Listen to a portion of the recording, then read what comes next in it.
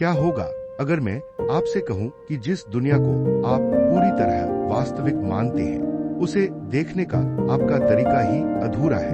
आपका घर, आपका शरीर, आपका धन, आपके रिश्ते, आपका सुख और आपका दुख, क्या यह सब वास्तव में वैसा ही है जैसा हमें दिखाई देता है? आदि शंकराचार्य ने एक वाक्य कहा, ब्रह्म सत्यं जगन मिथ्या।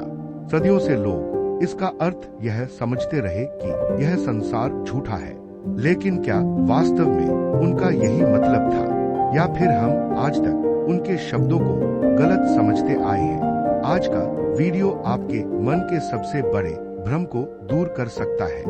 माया क्या है? सबसे पहले एक बात समझिए, माया का अर्थ यह नहीं कि दुनिया है ही नहीं। माया का अर्थ है जिसे हम पूरी सच्चाई समझ रहे हैं, वह अंतिम सत्य नहीं है। एक उदाहरण सोचिए, रात का समय है, अंधेरा है, आप रास्ते पर चल रहे हैं, अचानक आपको सामने एक सांप दिखाई देता है। डर के मारे आपके हाथ पांव कांपने लगते हैं, लेकिन जैसे ही टॉर्च जलती है, पता चलता है वह सांप नहीं, एक रस्सी थी। सवाल यह है, क्या सांप वास्तव में था? नहीं, लेकिन डर तो बिल्कुल वास्तविक था। यही माया है। संसार को माया क्यों कहा? अब प्रश्न उठता है, अगर संसार माया है तो क्या यह झूठा है? नहीं। अद्वैत वेदांत संसार को पूरी तरह झूठा नहीं कहता। वह कहता है यह संसार परिवर्तनशील है, जो आज है कल नहीं रहेगा।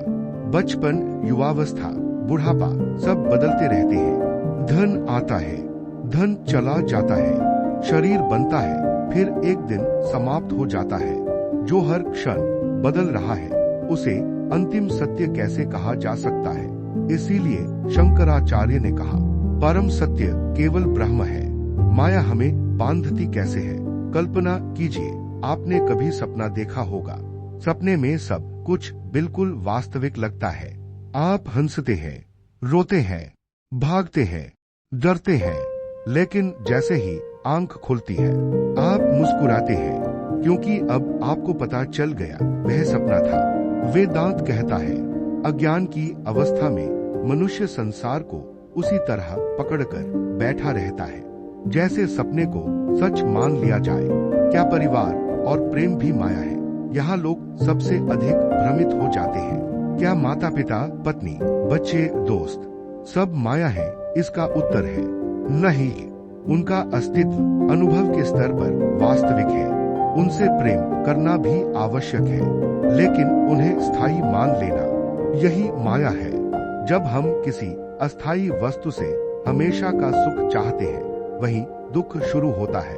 माया से बाहर कैसे निकले? शास्त्र कहते हैं, माया से भागने की नहीं, उसे समझने की आवश्यकता है। कैसे? विवेक से, ध्यान से, आत्मचिंतन से, सत्संग से, और सबसे महत्वपूर्ण अपने भीतर झांक कर। जब मन शांत होता है, तब हमें अनुभव होने लगता है कि हम केवल शरीर नहीं है, हम चेतना है, और वही चेतना ब्रह्म है। तो मित्रों, आज हमने जाना, माया का अर्थ यह नहीं कि दुनिया झूठी है। माया का अर्थ है हम दुनिया को उसके वास्तविक स्वरूप में नहीं देख पा रहे।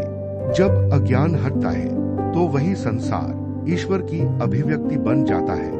आदि शंकराचार्य हमें संसार छोड़ने के लिए नहीं कहते, वे कहते हैं संसार को सही दृष्टि से देखो, और यही है अद्वैत वेदांत का सबसे बड़ा रहस्य।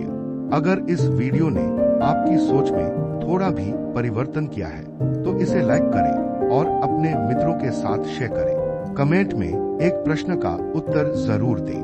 क्या आपके अनुसार माया केवल भ्रम है, या उसका भी कोई वास्तविक अस्तित्व है? और यदि आप दर्शन, वेदांत और जीवन के गहरे रहस्यों को सरल भाषा में समझना चाहते हैं, तो दर्शन शास्त्र गुरु चैनल को सब्सक्राइब करना न भूलें। अगले वीडियो में हम जानेंगे, क्या मृत्यु अंत है या एक नई यात्रा की शुरुआत?